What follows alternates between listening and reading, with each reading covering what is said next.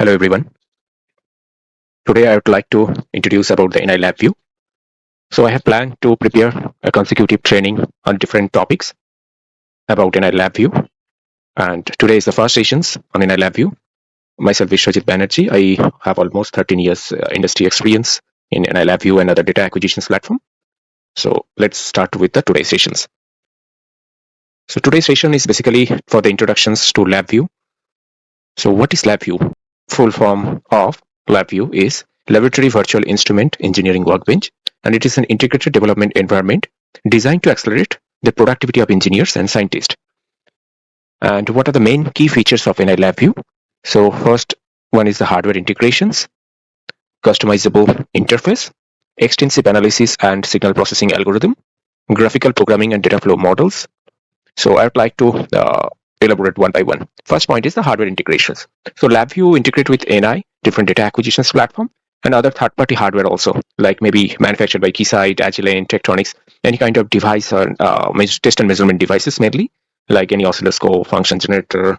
So that can be integrated with a single platform that is called NI LabVIEW. So engineers have or scientists got the benefit, like they can control and they can measure the different types of test and measure equipment in a single software environment that is called NI LabVIEW. Second features is customizable user interface. So LabVIEW provides easy to use applications development environment designed specially for the needs of engineers and scientists. And it can be like customizable because you can configure the entire GUI in your LabVIEW. Okay. So third one is the graphical programming. So if you were familiar with any other text-based programming language like NI, like C programming, C# or MATLAB programming, that follow the text-based language, right? So you have to remember the coding, syntax, and algorithm, all those things. But in case of LabVIEW, it uses the totally visual programming language, like how we are thinking about any particular algorithm. The same thing we can implement as a visual programming or graphical programming level. Okay, so making it intuitive and easy to learn. So without having any pre-experience about NI programming, you can easily start the LabVIEW because it's totally graphical programming. Okay. So third point is the data flow programming model. So instead of text-based programming, usually follow the different rules for executions of the coding, either left to right syntax or right to left syntax. Okay, but in case of the LabVIEW, it's follow the data flow programming model. So data flow programming models means any particular function or block will be executed when all the inputs are available, right? So suppose we are going to solve these equations. That is, our output will be a plus b multiplied with the c plus d. So operations in any syntax-based programming language like C or MATLAB, how we can do that? So first we can additions a plus b, and we can store in any variable called x, and then again we need to addition c plus d, and it will be stored in another variable called y, and then finally we will get the output which is equals to x multiply y. So how many steps is required? It is 3 steps is required to complete the entire executions, right? But in case of the LabVIEW, as it is follow the data flow programming model, how it will be executed? So in this cases, as it is totally parallel executions, so there are 2 addition block, right? So both the addition block require the 2 different input. So whenever the a value and b value is available, first additions will be executed, and whenever the c value and d value is available, then another additions block will be executed, and both will be executed simultaneously, right? So after completing the additions of the 2 different additions block, and then when the outputs of the both additions is going to the input of the multiplications block, then after completions of the multiplications you will get the output result. So total number of steps it's required only 2. One steps for the both the additions and the second steps for the multiplications. So in case of the LabVIEW programming, at it's having the parallel processing, so different applications or different algorithm can be performed simultaneously if it is not interrelated of any of the sometime maybe like one input is related to the other output. At that time it will be sequential level. But if it is not interrelated of the or all the input of the different nodes or blocks are independently, so then it can be executed parallelly. So that is the advantage of the data flow programming model. Then the built-in analysis tool. So LabVIEW, it's already almost more than 40 years of development. Nowadays, LabVIEW having a huge extensive library functions for the different signal processing, mathematical analysis, filter. If you go with the transform function, spectral analysis, digital filter design, adaptive filter, different types of signal processing algorithm is already available. So user no need to start from the scratches. They can use this block diagram to make their own algorithm, or they can utilize those block diagram and they can modify those things to prepare their own applications. So that is the help for the built-in analysis tools. Then we are like to introduce about the LabVIEW programming environment. So if you go to open the LabVIEW, and there is an option called File, and if you go to File, and then you can click New VI. Usually the LabVIEW programming extensions, program file extension will be .vi. VI stands for virtual instruments. Like if you write the C programming, its extension will be .c. For MATLAB programming, extension will be .mat. Same thing for the LabVIEW, the extension will be .vi. So then after click the file and new VI, so you will get two different window has been created. So one is grayscale window, that is called the front panel window. Another one called the block diagram window. Okay, so like what are the significance of these two different window? So if we right click here, so the grace color window, it's called the front panel. It's basically user interface sections. So user interface means it comes with the different control, different types of indicators and panels will be there. Suppose knob, suppose if I go to the numeric, and there will be some slider. Okay, and same thing if I go to the some graphical waveform, like waveform graph. So these all called the user interface sections. So one thing, so whenever we will put any kind of user interface in the front panel, at the same time you can see the same instance has been created at the block diagram panel, right? So block diagram panel is basically for the programming, or you can implement the complete algorithm inside the block diagram panel. So if we explain, so front panel of the VI, that contains the user interface of the VI, and the front panel can be simple with a few inputs or control, or along with the output or indicator. So mainly two different part. One is control or input value, and indicator or output value. And the user interface of the code in the block diagram, it may be control, maybe different control like Boolean control, numeric control, string control. Okay, as well as indicator will be like different, like graphical, graphs, chart, numeric indicator, etc. Okay, and so suppose if I go to in this block diagram panel, you can see it's a graphical waveform graph, and a knob and slider I already put here, right? So suppose I'm just putting some kind of Boolean switches. So you can see it's a horizontal switches and some kind of like maybe some LED. Okay, and size and everything that can be changes as per your requirement. You can change the graphical size, or if you see the different changes the name, changes the size of the display, everything, size, color, style, everything you can change in the front panel side, right? Suppose I need to put its output. Okay, and suppose I need to change the size of this kind of wording. So as per my requirement, we can easily change it, right? So suppose we need to like put some kind of,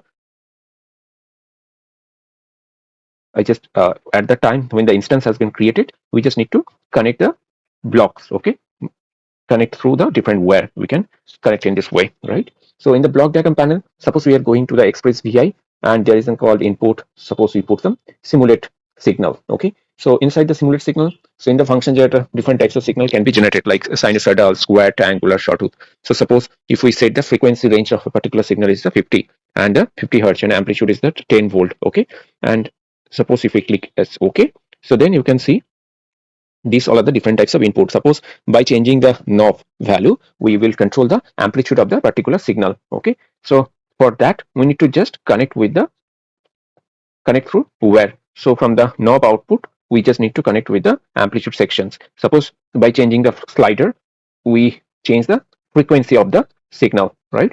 So for that, we just need to connect with the where through the frequency point to this slider. Okay, and the what are the sinusoidal waveform that will be displayed into the waveform graph. So we need to connect through the where. Now if we go to the our front panel window, and then if we can run, and also we can change the value and sizes.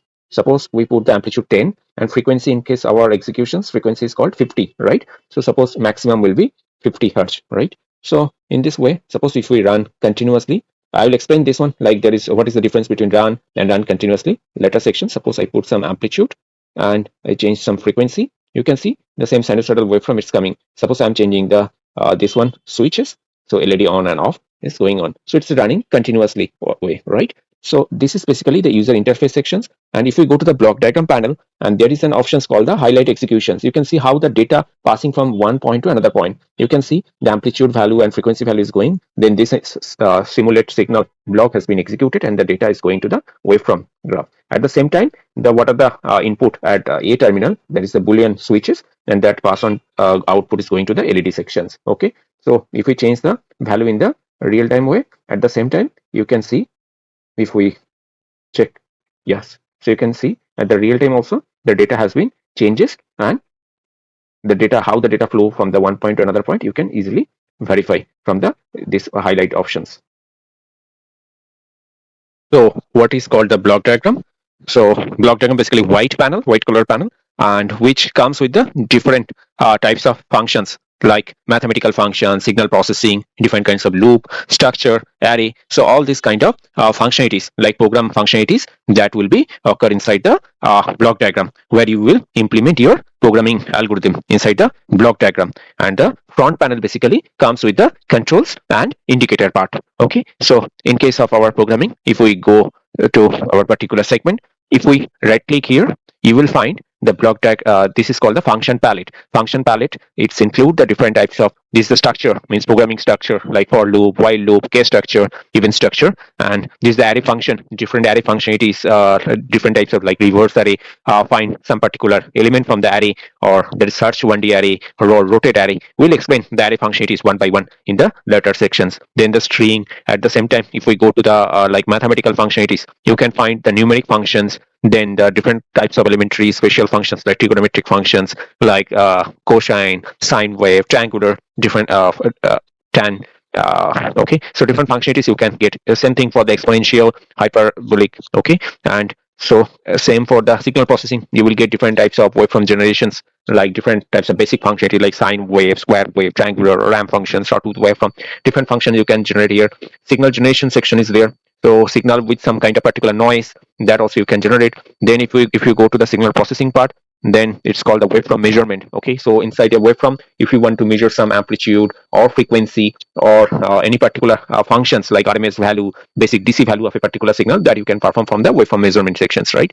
So along with that, there is called different kinds of signal operations like convolutions, deconvolutions, correlations. So those kind of signal processing toolkits or signal processing functionalities are available inside the signal processing sections, right?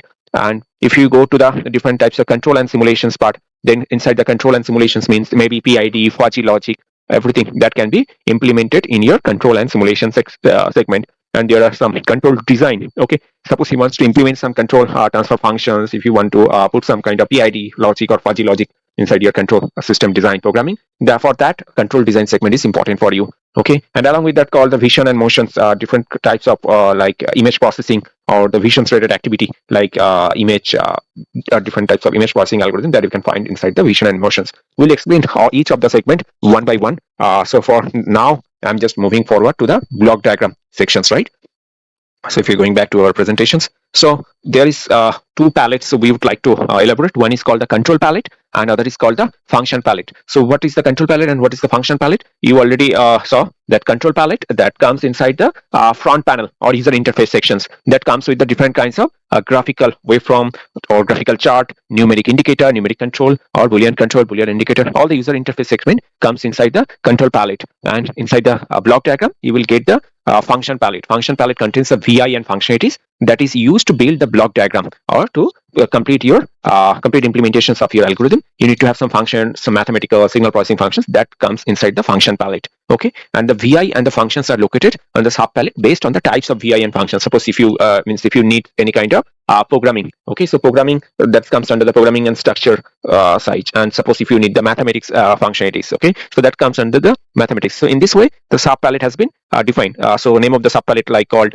programming, measurement IO, instrument IO, vision motion, mathematics, signal processing, data communications, control simulation. Those names are basically, it's called the sub palette. Inside the sub palette, you will get the every individual functionalities, right? So this is the significance of the function palette, and inside the your front panel, you will get the control palette. Okay. So now if I moving forward, so suppose we need to create, this is the first example, we need to create a VI to add the two different number and how we can implement that. Okay. So if we start from the beginning, suppose we need to create new vi. Okay, so if we click on the control T, so both the panel will be coming side by side. So we need to add the two variable, right? So for that we need to put the two numeric control, one numeric control and another numeric control, and we need to define the name. Suppose this I put the name A, and this for this control I put the name as B, and we need to define as an output. Output will be numeric indicator. Suppose I'm putting the name as a C is our output. Okay, so at the same time instance has been created, and then we need to go to mathematic functions. Okay, so if we go to mathematics and numeric sections, you will find the addition block. Okay, so just put the addition block. You can see there is two input point, so we just need to connect through where A and B. Okay, and the output will be connected to the C. C will be our indicator part. If we run continuously, you can see if we change the value of A, if we change the value of B, you can see it's a addition operation has been performed and it's running continuously. Okay, so if we stop these executions, okay, so now the important part is the data types in the LabVIEW. So inside the LabVIEW, you can see different types of data, like including numeric. Inside the numeric, you will find the different integer as well as floating point, fixed point, Boolean, string, array, cluster. These are the different types of data which is usually used in the LabVIEW programming environment, and each represent by the different where color and used by the specific data storage and operations. Okay, so suppose for the numeric, it's if it is the integer value, its color will be blue. If it is floating point, it will be floating point or decimal value, it will be color significance by the orange. Okay, so Boolean usually used by the green color, and string operation and string functionalities, that will be where color will be pink color. Okay, so this is the different types of data types. Okay, so if we moving forward into the next slide, now the classifications of the numeric data type. Okay, so inside the numeric data type, so integer means represent the whole number without any decimal point, right? It may be positive, it may be negative value, but it will be whole decimal, means a whole number without any decimal point. Okay, so LabVIEW support the various integer type like signed integer, okay, signed integer 16-bit, signed 32, long, quart. So different types of integer value, signed as well as unsigned integer, is available inside the LabVIEW programming environment. Okay, and same thing for the floating point. Floating point represents the number with the decimal point, suppose 3.14 or minus 2.5. Okay, and LabVIEW uses the single precision, double precision, and extended precision for the floating point number. Okay, so we need to define the what is the range of the each data type. Okay, one by one. So first thing is the unsigned byte integer. Okay, so unsigned byte integer will be, range will be as it is unsigned, so everything will be like a positive value, right? No negative value. So positive value starting from 0 to 2 to the power 8 minus 1. So that will be 2 to the power 8 means 256 minus 1, 255. So range will be 0 to 255. Okay, and the representations icon will be U8, and the U16 means unsigned word integer. Okay, so that value will be 0 to 2 to the power 16 minus 1. Okay, same thing for the U32 or unsigned long integer. That value or range will be 0 to 2 to the power 32 minus 1, and the same thing for the U64, define the unsigned quad integer. So, and for signed, it's starting like I8, and then I16 means signed word integer, I32 means signed long integer, and I64 means signed quad integer. Okay, so the difference will be signed means it's starting with the from negative to positive. Okay, so like total number of if it is I8, so total number of element will be 256. Okay, so its range will be minus 128 to plus 127. Okay, so in this way we can represent the different data types inside the LabVIEW. So if we go to the programming environment inside the LabVIEW, see, in our cases it's represented as a DBL. What does it means by the DBL? So DBL basically stands for the floating point. Okay, so for floating point and double precisions. Okay, and the same type for the floating point number, and LabVIEW include the single precision, double precision, and extended precisions, and which can be in the both real and complex number also, right? So this chart refer to the range of the all the different floating points data types. Okay, so how we can change the data types in the LabVIEW? Suppose if we need to change into the integer, just right click on the particular block, the functionalities, then go to the representations, and inside the representations there is an options called I8. I8 means it's a like signed integer. Okay, so signed integer, what is the maximum value of the signed integer? So this function is also we need to change, otherwise both the data types will be different. Okay, so here also I change the signed integer. So you can see the red color because the we can see this data type is different. Again, we need to change this one also, sign integer. Okay, and if we go to the our programming chart of the maximum and minimum value, if it is the I8, so range will be -128 to +127. If the data is beyond that particular range, what will happen? We'll change, we'll check those things also, right? So suppose we need to run continuously. So we know the range is -127. So suppose I put A equals to -150 and B equals to C. If we put the -150, it's not taken because the maximum value will be -128. And what is the maximum value? That is called 127. Suppose if we put the 200, what will it take? That is take the maximum value only, right? So only this is the range. So suppose if we just stop the programming and if we just change the value representations, suppose I put inside the, in case of U8 to I8 to change the unsigned 8-bit integer, right? So if it is unsigned integer, I also change this one unsigned integer, and I change this one also representation unsigned 8. Okay, so now if we execute this one, so if I take any kind of minus data, so minus data will take no, answer will be no, because why? It's only take the positive input value from 0 to 255. Okay, so suppose one value is 128, other value I put the 300. What will happen? So if we check that, that will take only the maximum result. That is, the maximum result is 255. Okay, so based on that, the data will be calculated. Okay,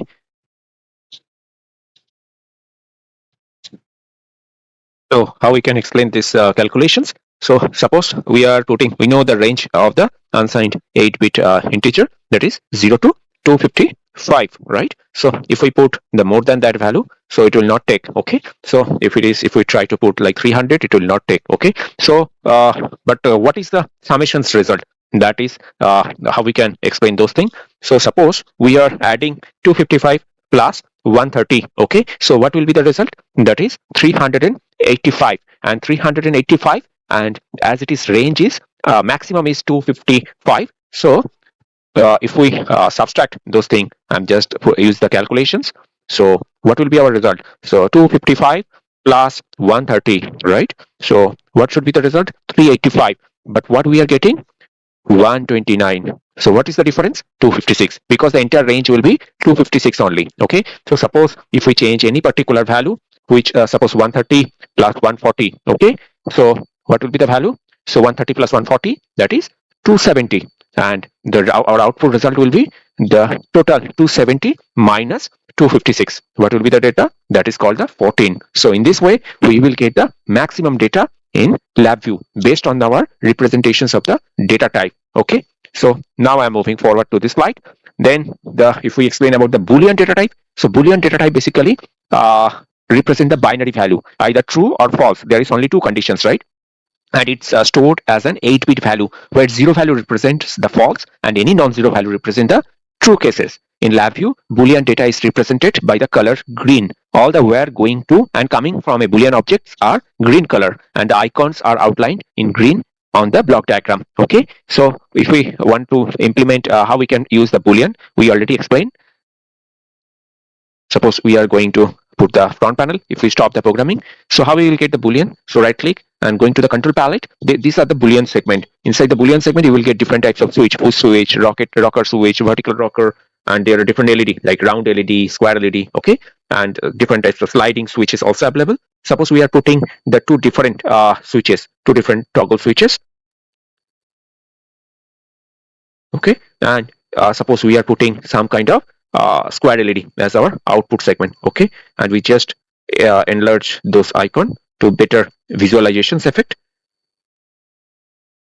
So this also we are increasing. Suppose we are giving, this is name called A, this is name called B, and we are Boolean means it's a digital, means either on and off, and this is our output data, right?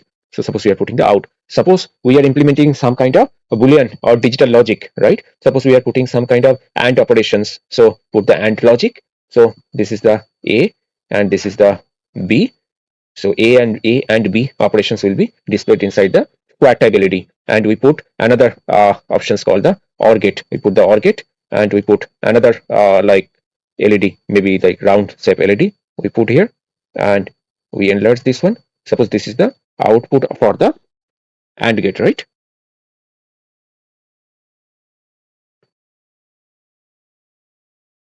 right? And this is the OR gate. So this is the Boolean output for the OR gate, out OR. Okay, so now we need to connect this to terminal. This connect to the A terminal, and this Y connect to the B data control, right? And X or Y that will be displayed to the output OR. Okay, so this is the Boolean functionalities. Now if we run this program, you can see if we A and B, what will be the output? If A equals to 1, B equals to 0, the AND output will be 0. Okay, 0 or false, but OR output will be 1. Okay, if the alternatively A equals to 0, B equals to 1, so again AND output will be 0, but OR output will be 1. If A and B both equals to 1, so in this cases both the data like AND gate output and OR gate output both will be 1.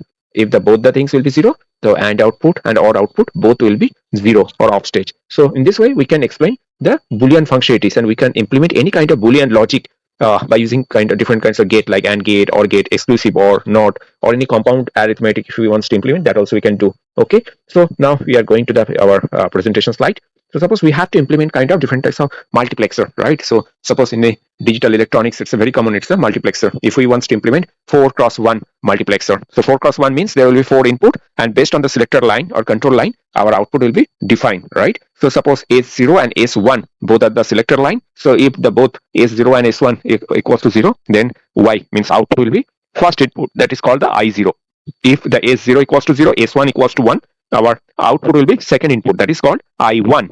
And if the S0 equals to 1 and S1 equals to 0, our Y or output will be third input, that is called I2. And if the both S0 and S1 both equals to 1, then our output will be fourth input called the I3. So we can implement this truth table. So our equation will be, we got the final equation like that. Okay, so what will be the circuit diagram? So this will be the circuit diagram. Okay, so there are different AND gate of the 3 input and 4 input OR gate functionalities are there. So how we can implement inside the LabVIEW functionalities? So for that we already implemented. It's very easy to implement because there are different functionalities are already available inside our LabVIEW programming environment.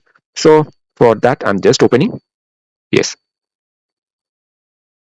Suppose we are showing the block diagram. Yes. So you can see there are the S0 and S1 are the select line, and I0, I1, I2, I3 are our input. So suppose if I hide the I0, so I0 equals to 1, or remaining are all are 0. If we run this one programming, so now see S0 equals to 1, S0 equals to 0, S1 equals to 0. So which input will be passing to the output? Only I0, right? So if we run continuously, so based on our select line S0 equals to 0, S1 equals to 0, only I0 will be passing to the output segment for 4x1. So if I on and off I0, based on that our output value will be changes, right? But it's not depends on any kind of I1 or I2 or I3. Okay, so in the same cases, if the S0 equals to 1, S1 equals to 0, right? So what will happen? Then you can see, suppose S1 equals to 1, so you can see only based on the second input, that is the I1 will be passing to the output segment, right? So if we on and off, depends on I1 status, it's passing to the output segment, right? And then the next condition will be our S2 equals to S0 equals to 1, S1 equals to 0. So then the third input will be passing to the output segment, right? And if the both S1 and S0 equals to 1, then you can see only the fourth input, that is called I3, will be passing to the output channel. Okay, so in this way we can implement the 4x1 multiplexer. So this is a simple example I am showing. You can implement any Boolean algorithm using the functionalities using LabVIEW. Then we are moving to the string function. So string functions means strings data type. Basically, then we are moving to the string data type. So string data type store the text data, everything from the name, status message, or any details descriptions, and it's converted data into the written file. And string move along with the pink where. So the string control and string indicator color is basically pink, and the where color also will be pink color where it's used for the string data type. Okay, so if we wants to implement inside the LabVIEW, just we are going to the same VI. Suppose if we go into the front panel window, just right click here, and there is options called string control. Okay, so string control, I'm putting one string control, and I'm just also putting one string indicator segment, right? So you can see both the color is pink color, and if we connect in the input equals to output, both the terminal if I connect it. So if I run here, so if I type like hello world, okay, so when we are enter or execute this thing, the same value will be displayed into the indicator segment. So this is called the string data, and inside the string segment you will find the different combo box also options. Combo box means it's a string of the array of a string value. So we can create the different combo box. So suppose we need to select the 5 string input based on our setup, we can do that. So that is combo box, but we'll explain combo box functionalities in the later part. Okay.